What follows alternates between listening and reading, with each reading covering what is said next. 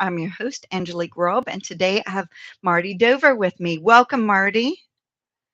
I'm delighted to be here, Lee. It's great to have you. I'm really excited about this topic.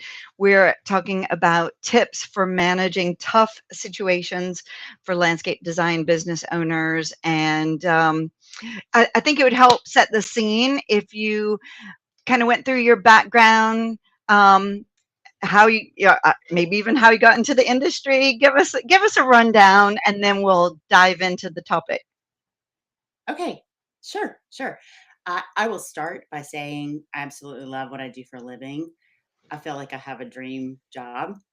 And sure, there are moments when this work is hard. And in part, that's why you and I are sitting down today having this conversation, right? To talk about Right. ways that we can get a better handle on key things in a design practice so designers can really um, live out their dream job, enjoying the privilege and excitement of being asked into the lives of clients to help them create gorgeous outdoor spaces that their clients are going to share with family and friends and pets for years to come, and to make a living doing Mm, that.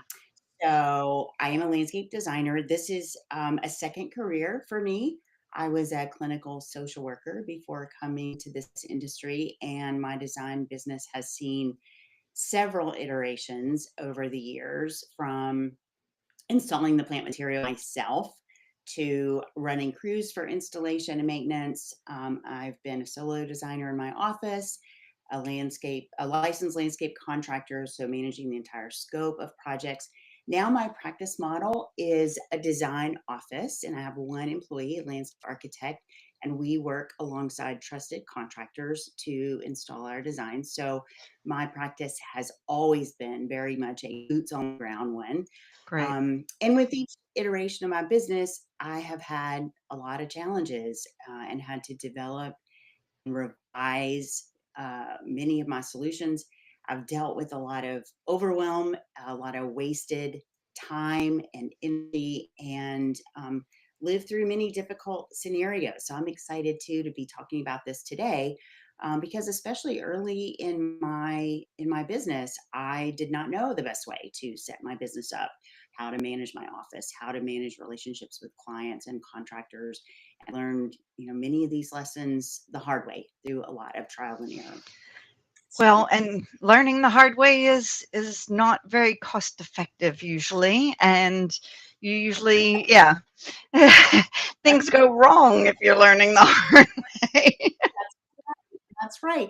And it was some of the bumpy moments in my career that really motivated me to think about how to offer resources to landscape architects, designers, contractors to help them avoid some of those things, and give them tools to accelerate the learning curve in the business arena, because we all know just because you are a talented um, designer at the drawing board, that does not necessarily mean that you have all the skills to run a successful and profitable and enjoyable business, right?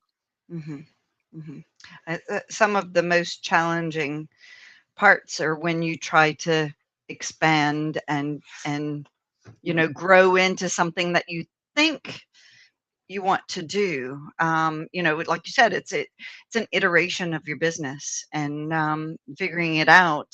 I, I I mean, in fact, we had a member meetup recently, and we had a question there about, you know, if you're design only, how can you make sure that you're involved in the construction past Mhm. the design? Handing over the design it's hard for that to be the final act, if you like, and how It to is. stay involved. And so, with your design practice, are you 100% involved in every um, construction of that plan or install? I- We occasionally will have a project that we do only the drawings for, but I would say 95% of what we're doing is the full soup to nuts, everything from Great.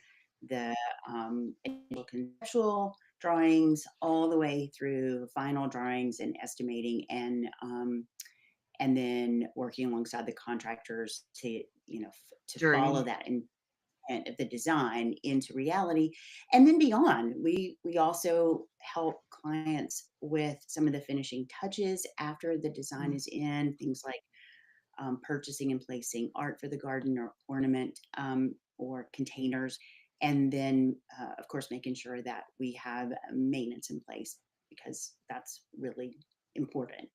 Yes, yes, for to reach its Mhm. full potential. Awesome. Okay, well, good. Well, thanks for framing that out. So we have lots of tough situations coming up. What is the toughest that you've had to deal with in your career? Let's start with that. Well, for me, the toughest part of being a landscape designer is not so much the dramatic, like on-site disaster. For me, it's often more the moments when my professional judgment is questioned or I start doubting myself. Maybe a client challenges a design decision or simply looks at me like I've suggested opening a zoo in their back garden when I offer some unusual or innovative solution to a landscape problem, or maybe it's a contractor who questions a detail or is worrying about the timeline not working. These moments can be so stressful because it feels personal, right? Even though it's Hmm. really an opportunity for us to look carefully about how to align our goals and our expectations with our clients and contractors. And what helps me navigate that self doubt, which pops up a lot, is taking a step back, grounding myself in the design decisions that I've made. How did they get there in the first place? And remind Hmm. myself of the research that I've done, the planning, the thought process that went into the proposal, the design intent summary, the conceptual thinking, years of experience and education that we translate into coming up with beautiful solutions in the landscape and have navigating hard things across the process of everything from conception to to the end of the project and the maintenance. When this comes up with a client, them questioning something, or I'm feeling like they're not on board with an idea I have, it's really important to communicate that clearly, explain what your rationale is for the design work that you've done, why it meets their goals, or why certain budgets are realistic or not, and really frame it as a collaboration, right? Not a Hmm. confrontation, but offering alternatives or adjustments. If that's it, but always protecting the integrity of the design, right, and the scope of the Hmm. project. And that doesn't mean standing your ground and being rigid or defensive. It's really about standing in your confidence and your experience and pairing that with professional transparency so clients and contractors see that you are making decisions carefully and that you have a process, you have systems that you are following, and you're committed to their best outcome. You want them to trust you as a team player, right? And Yeah. that they know you're looking out for everybody involved. Even when it's uncomfortable, when there are these moments that come up where your judgment gets questioned or you begin to doubt yourself, that you really see them as moments of teaching, right? Like to strengthen your own Yes. process and your business, and building clear expectations upfront for future projects. So, and I would say, as I talk with other landscape professionals, this is something that I hear from them over and over, and it's the question comes up.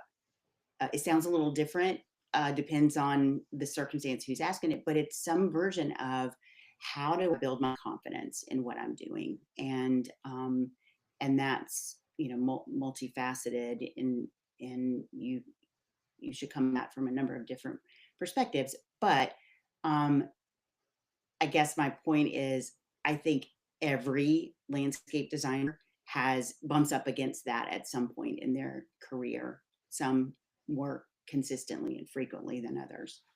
And Okay. certainly for me, that's the case.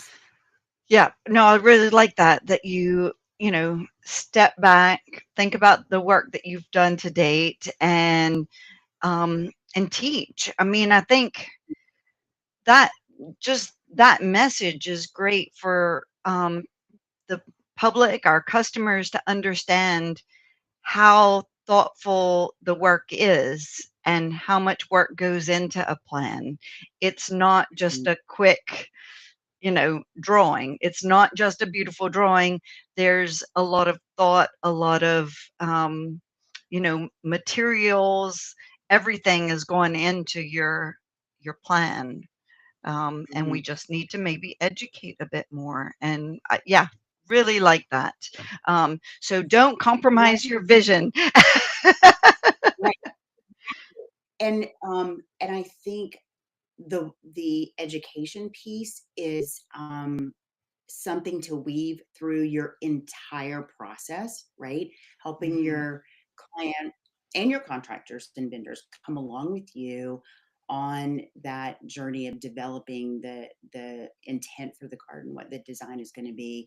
Sarah is the landscape architect in my office, and she and I have had many situations on a job site where we'll be there placing plants or drawing bed lines or trying to make material decisions or whatever, and we'll go around of, oh, we do this, we can do that, whatever, and then we'll be like, wait a minute, let's go back. We'll just, why don't we go back to the drawing, let's go back to the process that we went through to come to this moment, because we do a lot of adjustments on site. We probably get Mhm.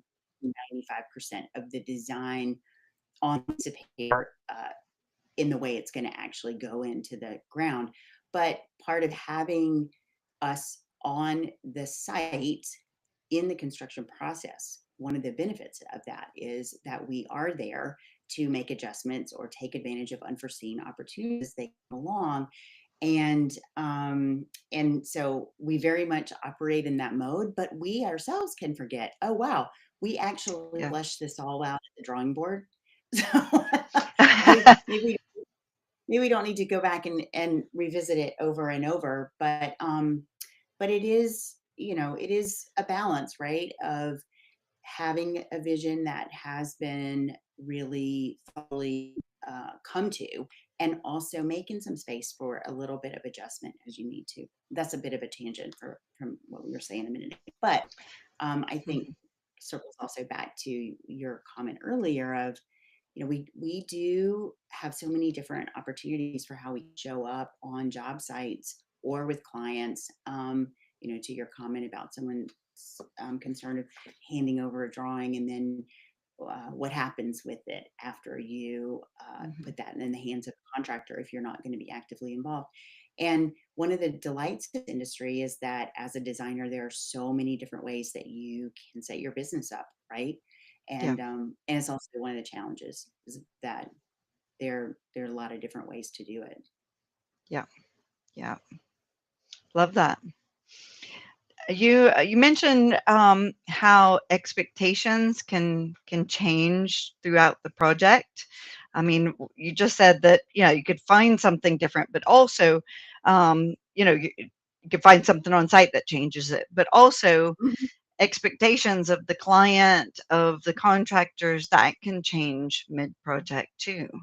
mhm, What are mhm. your strategies for, setting boundaries with everyone involved and maintaining a great working relationship when that happens? Mhm. Well, you're mentioning what happens when these things come up mid project, and that's often where you see it surface, right? But really, the answer to that question is best thought about in the context of boundaries and expectations, really throughout the whole life cycle of a client relationship. Okay. It's about setting the stage really early on for a successful relationship, and that really starts with the very first conversation you have with a potential client. And in some ways, it begins even before that, even before the client reaches out to you. when they're perusing your website, because this source of information is often the first step in educating. Mhm. Um, I use that word a lot, to Yeah. educating a potential client what to expect from you and your design practice. And so really think carefully about how you're presenting yourself on your website or in social media platforms where you're present. So during your client intake, you want to really assess, first of all, whether you and a potential client are aligning on goals and style and budget and timeline, and that you have a really thorough questionnaire. Mine is 13 pages, which is a Oh, reflection of wow. my unique business. I don't I don't necessarily recommend that across the board for all landscape designers, because Mhm, just like anything in our business is, it does, nothing operates in an island, right? So how you develop your questionnaire, or any other piece of your business model for that matter, really needs to be based on what your business model is, what your very unique mhm, model is, not what your colleagues model is, or what the model was in the firm that you just came from, or whatever, but your unique practice. mhm, So anyway, as a designer, you should have a questionnaire that really reflects the services that you're offering. You should use it in early conversations to clarify what the homeowner's looking for, and to ascertain if they're a good fit for your practice. Um, and because I'll say hardly anything is going to impact your practice more negatively than choosing the wrong clients. So getting super clear about what your ideal client and project looks like, and then how to start vetting out your products early on in your sales funnel, so that you're looking for a good fit. And it's not a judgment one way or another about any client that is potential who's coming your way. It's just about everybody's coming to the table with their own set of strengths and passions and experiences and education. And the trick is, how do you match that mhm. with the right client and the right designer, right?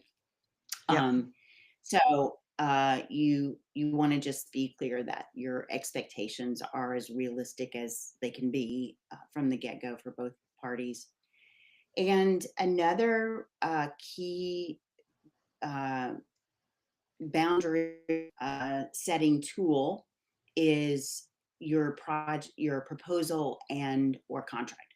So you want this document to outline the scope of your projects, outline the deliverables, outline the fees, the payment schedules, revision limits, those kind of things, so that both you and the client is working within a framework, a container of sorts to operate within. So really see your contract and your proposal as your friend.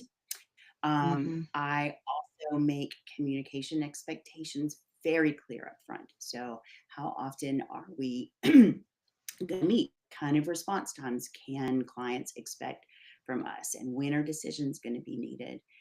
And as the project progresses, if you have requests or priority shifts, frame the conversation around collaboration, around solutions rather than blame, being really clear to talk about things like trade-offs for time. And so if you have the need to vary from your original proposal, and you have to shift the timeline, or you have to shift the budget, or whatever, just be sure that you are explaining this to clients, and being clear about what the impact will be when things do get shifted, and that mhm, you're clear about what kind of structured options that you're offering. So anyway, I always emphasize transparency and collaborations. You want your clients to feel heard. You want them to feel like you understand what their concerns are, and that changes that need to be made have real consequences. And then after the project ends, I want to keep learning from every experience. So we debrief internally to see what boundaries worked and where we can improve. And we've got a post project questionnaire for clients. So Right. we really think about the expectations and boundaries as a continuous thread through an entire relationship with clients. And so, not just something that is to be enforced when there's a challenge that has arisen, but that it is a tool to help prevent misunderstandings, to Yeah. help you protect your own creative energy, your own business energy, and to keep the relationship positive and professional really from start to finish. Well, and I guess that really helps your, um, the contractor relationship, the vendors as well. You're not just framing it for your client, you're framing it for the whole project. And Yes. I'm sure that helps, build confidence with the companies that are doing the construction side as well. You know, um, how long have you worked? You mentioned that you have trusted partners that construct the gardens for you or the landscapes. How are Mm-hmm. those relationships that were hard to forge at the start, but then after they got to know you and see how you worked, that made it easier for them? I could imagine that the right relationship should make it smoother. Yes. Oh, for sure. Absolutely. And part of the trick here is that it involves time and energy to find those reliable installation partners, right? And it's worth the effort. Over the years, I've built a vetted network of contractors and vendors I trust, and it makes all the difference, not just when unexpected issues arise, but throughout the whole scope of the project. And we will sometimes bring in contractors even during the design phase when we are wondering the buildability of something, or just wanting to get some input around whether we have thought of the best way to do something, and if Okay. there's some way to value engineer an idea we have, but we as designers don't have the same kind of experience, of course, in the field as the contractors do. And so I really see them as a source of great information. And yes, we let's see, what was the question you asked me? I Well, forgot. just Um, I think it's, how do you build those relationships? And right. and Yes.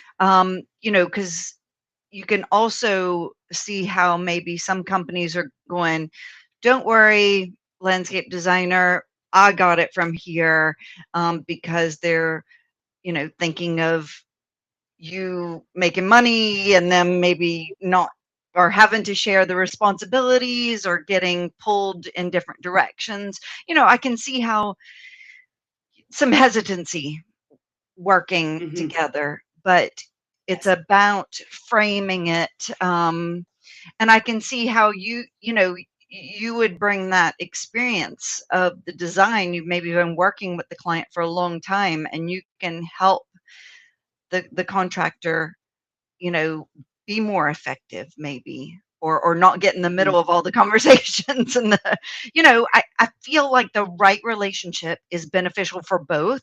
Um, it's just sometimes not everybody sees it that way. And I guess I was wondering from your point of view, how did you build those strong relationships and what would you Yes. suggest? Well, I first want to name again how important it is to know what your business model is. Because Mm, if your model is that you're doing the design work on paper and you're handing off a set of drawings, that's going to look very different than it is your intent to not only do the design work, but have a relationship with the contractor and the client throughout the installation process. And I think, for as many landscape designers as there are in this world, there are that many landscape design practices that can be enjoyable and profitable. So there's no right or wrong way to set up mhm. your business. For me, my practice is very much, I mentioned earlier, we're very hands on. And so we are seeking out contractors who not only welcome that, but are looking for those kind of relationships with Great. designers. And so our best contractors are folks that listen to our concerns have the who want to walk off the project and it be gorgeous and for the client to be delighted. And they we my business model is set up where we are not working for the contractor and we're not getting kickbacks from the contractor. We are working solely with the client. So that's a very clear relationship. However, the contractors are very used to working with us. They know we're going to bring them projects that are beautiful. They also know that we're going to be involved in managing the relationship with the client and doing some of the educating that we are already talking about today around what is this process going to look like and where are the decision making points and what are going to be the impacts of shifts or changes in the drawn design.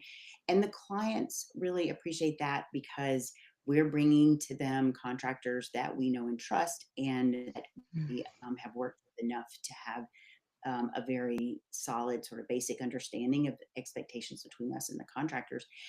And it really is for us an elevated outcome. And I say that again, reminding you, like, it can, your business model can look so many different ways. That's how mine works. And I'll say one other thing about the contractors. So they are providing estimates for our jobs with the assumption that we are involved. And so it makes their work easier because not only do they have a designer involved, but they have a designer involved who's got, in my instance, a long-term relationship with these clients, because typically by the time we are in the estimating process with clients, we've been in relationship with them for 6 months or so. Um, Yes. and and so ultimately, I think that it allows the contractors to do what they're best at doing, which is translating what we're looking to get into reality.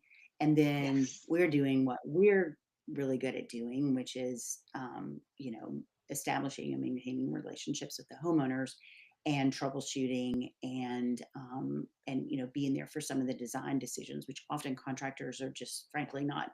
They don't they don't um, they don't want to spend a whole lot of time doing that if they can have a trusted designer sort of tell them. Yeah.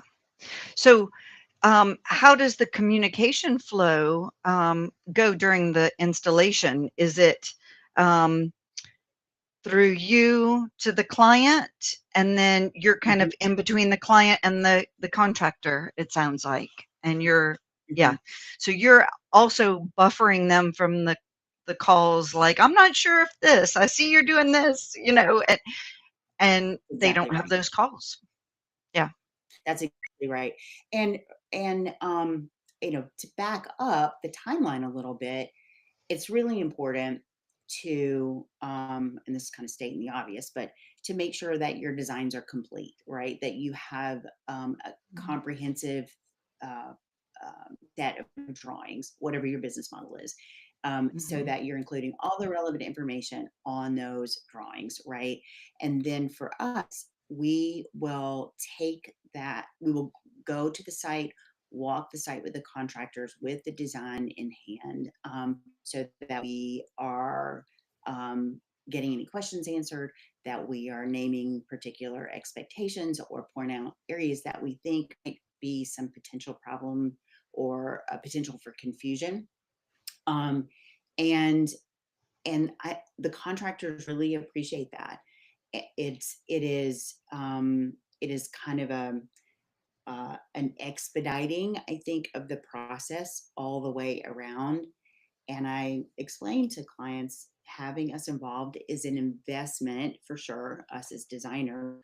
And Mhm. I have seen it time and time again where our involvement helps with being smart about how money is being used and Mhm. and saving resources when we can do that, when we can value into something, and certainly when it comes to making the process something that is joyful and that the client doesn't have to be carrying Stress around a and lot of stress.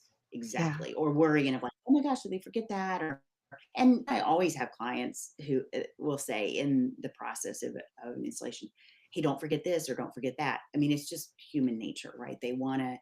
want to make sure something hasn't been dropped. And occasionally they'll mention something that, yeah, actually, I'm glad you brought that up because it's not on the work list or whatever. So it's a collaborative effort for sure between uh, a lot of different people.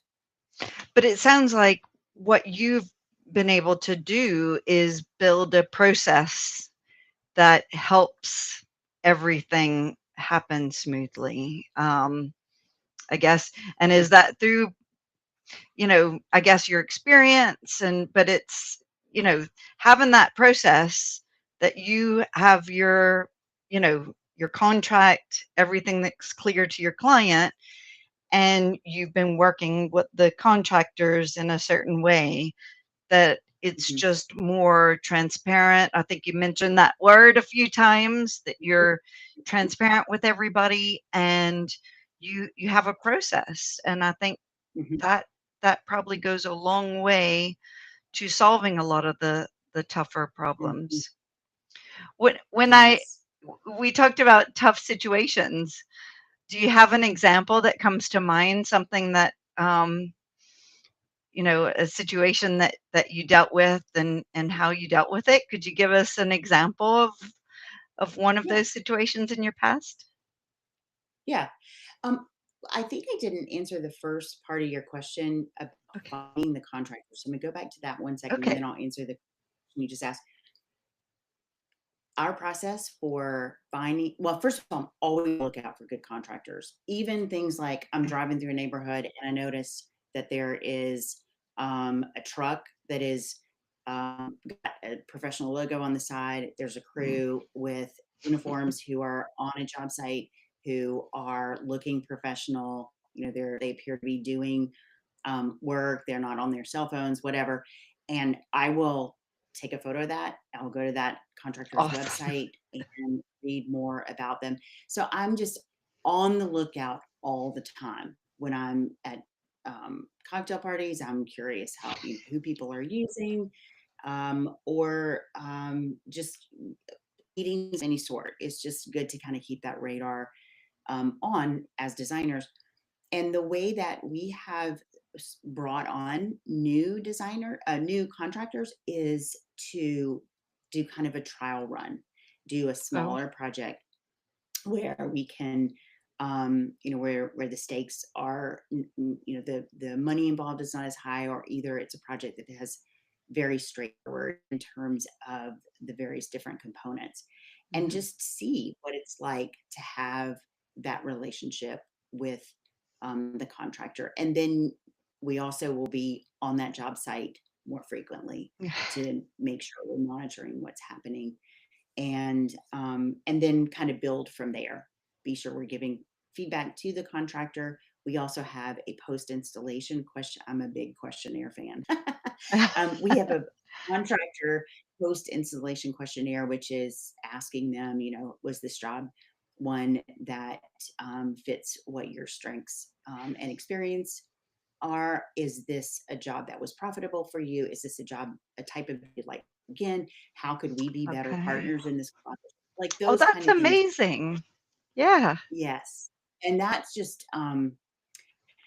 yeah, that's really good vetting, and also it helps us improve Mhm. what kind of information we're providing to contractors, and what kind of support are we giving them on the job, because um yeah, so I love I that love. collaboration. I think that's it's so powerful when you find the right people to do the right jobs. And again, I liked one of the questions you said is, did you like this job and do you want more of this type of job? Because they could have liked it and go, no, that was out of our comfort zone. We would rather smaller, bigger, certain types of jobs. Every person or company could excel in a different way than others. Some could be Mhm. more about doing something really creative and new for the first time, and some people want to do what they're good at That's right.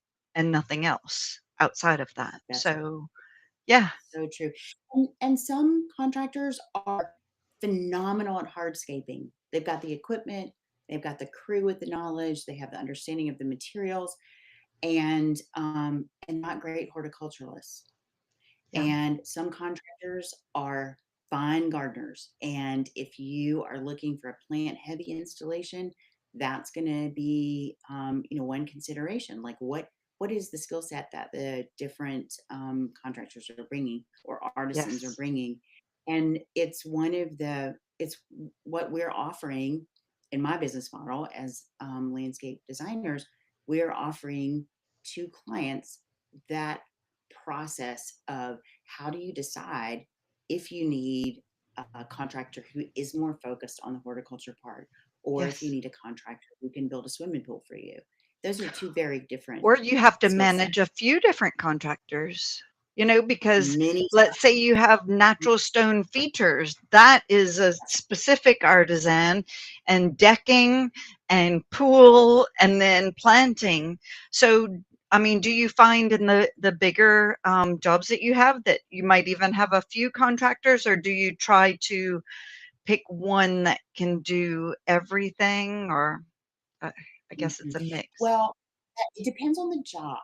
And my preference is to have one do everything.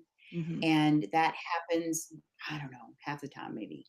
But if the job is, let's see, an example of a job that we recently did where we had on site we had a grading contractor and we had a stone mason who really is an artisan. That's all they do is Oh, just I love natural incredible stone. Yeah. dry laid. And we needed handmade wrought iron custom gate. So that was a different contractor. Yes. Um, and then we had different contractors for painting, and it was just specific to that particular job. So it depends. It Mhm. depends, and it's more coordinating on our part when we're trying to juggle um, a number of different artisans and vendors and contractors. But some jobs, just that's the best way to get the product Mhm. you want in the end. Yeah. So yes. Love that. Your question about an example of um, a trick. What was your question? An I example of a a trick. question about, you know, uh, like when things have gone awry, instead of, let's not say wrong, but, we learn so much about that. But, Mhm. I guess I'm thinking of the whole tough situations. What tough situation comes to mind when you and your team have learned the most over the years? Well, I'll give an example of something that's recent. I'm not sure it would be a situation where I've learned the most, but it's probably a good one to just think about how we do find ourselves in situations as landscape designers where we have to pivot and kind of reevaluate how we're moving through a process.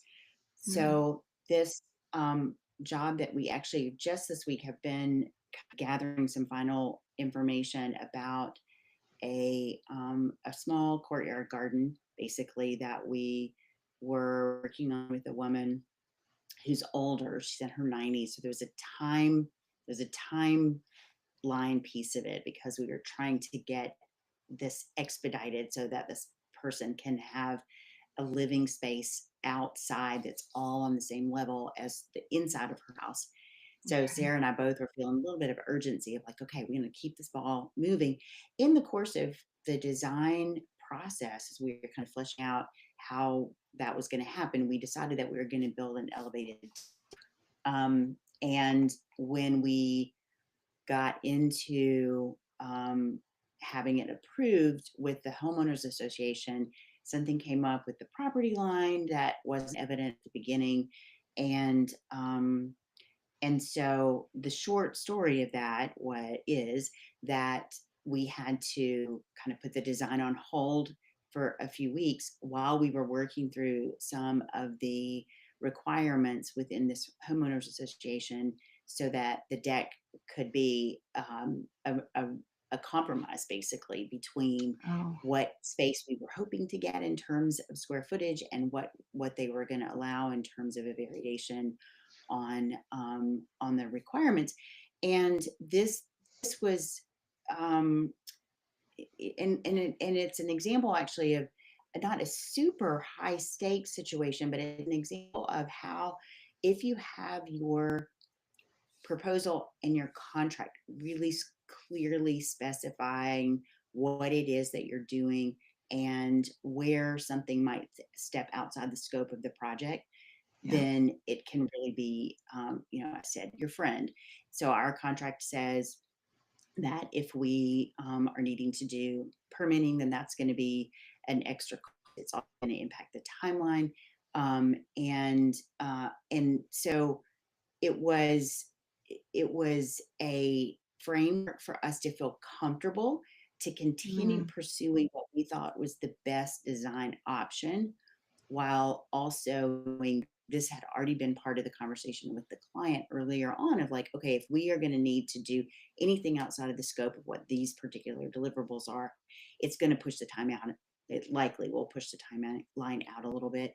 And then also, it's going to incur some charges for yeah, hourly work that is beyond the scope. And so going back to having really set clear yes, parameters of what you're offering is so important because it can think in some cases it can prevent, if you don't have that, it can prevent you from feeling comfortable doing what is in the best interest of the project if you're not sure how you're going to charge for it, or or you're not sure what the consequences are going to be in terms of a relationship with I the was going to say, client. or the client gets upset and stressed Right. and walks away, or, worst case. Yeah. Yes. So I really kind of gave you that, not so much a situation that went south, but one that we were using the tools that we have in literally the last week, where we're trying um, to set up this collaborative, trusted relationship where we're working with a scaffolding of constraints or an agreement, Mm, so that everybody gets what they need. Like, we're being really clear about what our boundaries are and getting paid for our time, and the client is really clear about how that is all set up, and she's delighted. And I had some great. angst around, is she going to be okay that we're Mm, going to now bump up on a little bit of a delay because of the situation that I described to you. But it just helps us as designers fall back on to again confidence of like, okay, yes. we've already talked about this, we've already And spelled out what we're professionalism. And professionalism, and absolutely. it And helps that's our whole industry when we all stick to this professionalism. And I do think that that's something that our industry on the whole needs to ramp up the professionalism. The companies that are successful are doing it more professionally, and that leads to trust. That transparency leads to more trust and more, yeah. absolutely. And it's kind of the idea of the rising tide lifts all the boats, right? Like, the Mhm. more that we are doing, the more that we're showing up um, and elevating the industry, elevating our own practice, we're elevating the industry, and that just is, I think it's good all the way around. I find it's disappointing when you hear that landscape designers can't make a living off of what they're doing, and that, Mm. again, that's back to what we're talking about, getting yourself set up, knowing your company model, your contracts, framing the Mhm. relationships. I think all of this goes to that. So kind of to wrap up, and just so everybody knows, Marty is going to be contributing some articles in our upcoming issues. And so you're going to hear from her some more.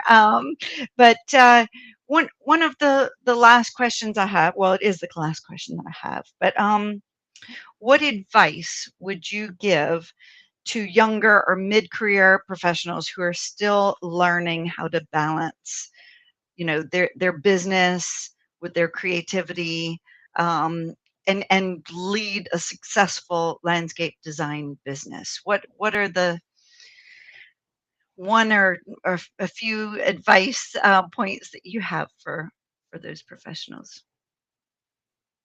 First, understand that your design talent is only one piece of a successful practice, right? So, Mhm.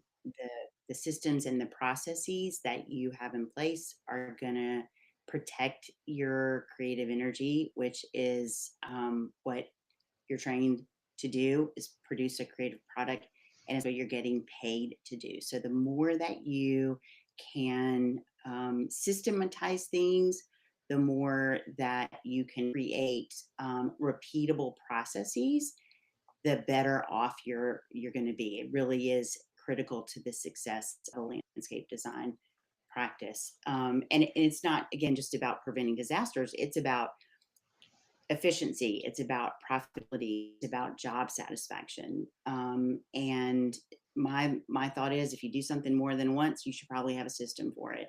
And these are, they're questionnaires, they're guides for your design process, they're systems in place for your finances, whether that's recording your design time or invoicing or budgeting or such things as that. Systems for training your employees, a system Mhm. for ensuring that maintenance is in place. So wherever you can make a process that you're doing repeatable, do it, because it will save so much time and effort, and that direct gets translated into your ability to make a living doing this design work. Um, it's also really important to know who your ideal client is. Don't be afraid to Mm. say no or refer Oh, that's a clients good one. out if the project is not a good fit. And and mistakes happen, right? They're difficult scenarios that just come up, and sometimes the mistakes are spectacular, right? And that's okay. Fix them, just fix Yeah. them. And um, sometimes these mistakes are really such great teachers for us and learning opportunities. And the key is to be open to Mhm. translating these mistakes into fodder for refining your practice so that Yeah. you can keep creating beautiful work without running yourself into the ground. So learn from your mistakes, make adjustments, move on, let it go. Mhm. Um, and make sure that you have practices that let you enjoy what you're doing and keep you inspired. Whether that is how you're setting your office space up, whether that is um, travel, learning from travel, whether it is going to conferences and enjoying education there and the networking there. So we all run on a creative well, and we want to make sure it's full. Mm, I love that. Well, and a lot of what you say to me is also about, doing everything to build trust amongst Hmm. everybody you work with. And that's hard to put a monetary figure on, and it's hard to say exactly what to do. But I think that to me, it's, everything boils down to, you're talking about transparency that builds trust, being open, clear expectations and processes. It all builds trust. So I love this. I think this is a great kickoff to us collaborating, and look forward to your article coming up in the next synced issue. And yeah, this is great. Same here. Such a delight to be together. Awesome. Well, Marty, tell the audience how they can get in touch with you and find out more about your business or just reach out. Okay, great. You can go to mardidover.com, and there are resources there, from online classes to book suggestions to blog history of blogs. You can reach me through my email on that website if you've got any comments or questions about this. I would love to hear from you. I do a lot of different things to support landscape designers as they're building their business, and would be happy to hear from anyone. Awesome. Well, we'll put those in the show notes as well. And yes, thanks for joining us today, Marty. I appreciate it. Thank you. Thanks and see you again. Okay. Bye.